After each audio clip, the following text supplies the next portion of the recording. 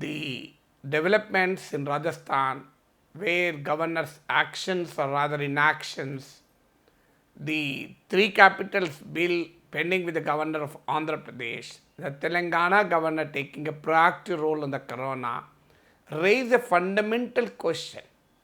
Does the Constitution of India envisage discretionary powers to the governor? Well, if you read the Constitution carefully, the Constitution does allow for discretionary powers to the governor. But the Constitution explicitly makes it clear that the governor acts on the aid and advice of the Council of Ministers. Even in the Andhra Pradesh State Reorganization Act, under Section 8, which gives governor certain special powers in relation to the law and order, government buildings, security of the people of Hyderabad city, also clearly says that the governor shall act on the aid and advice of the Council of Ministers headed by the Chief Minister. So, there are two constitutional provisions. One talks about the governor acting on the aid and advice of the Council of Ministers headed by the Chief Minister. The other, Article 163 of the Constitution, also talks about the discretionary powers. So, how do you reconcile to these two aspects of the Constitution? So, the Supreme Court has categorically clarified what kind of relationship exists between governor and the Chief Minister-led Council of Ministers.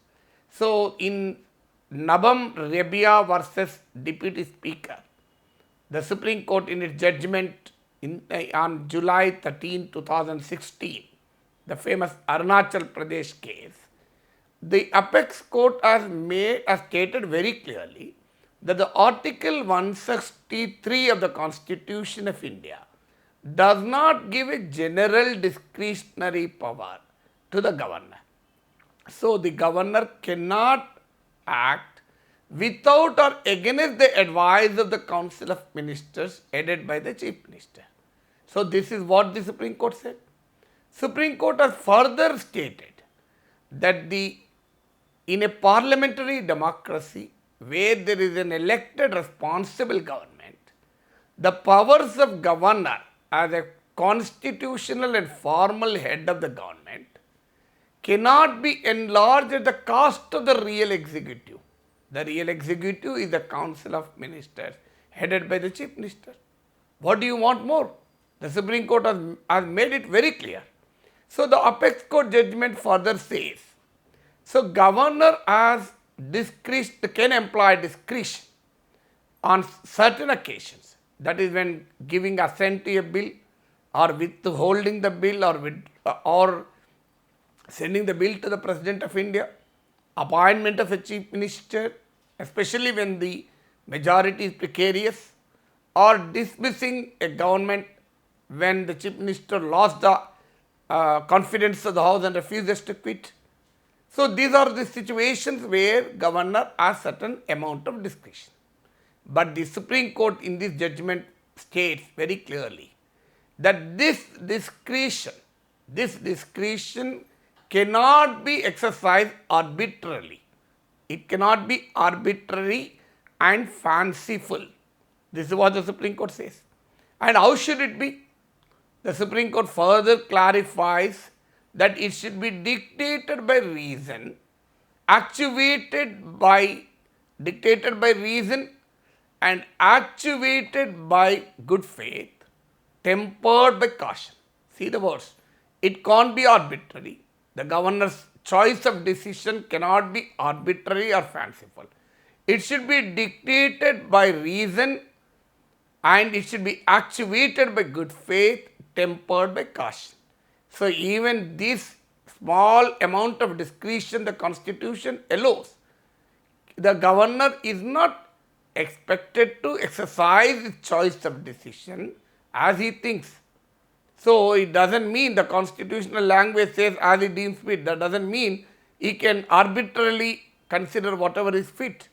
So, the Constitution believes, in one of the judgments, Supreme Court said, the offices, the people who are in the constitutional offices are expected to exercise the powers conferred on them by the Constitution of India only in a constitutional manner.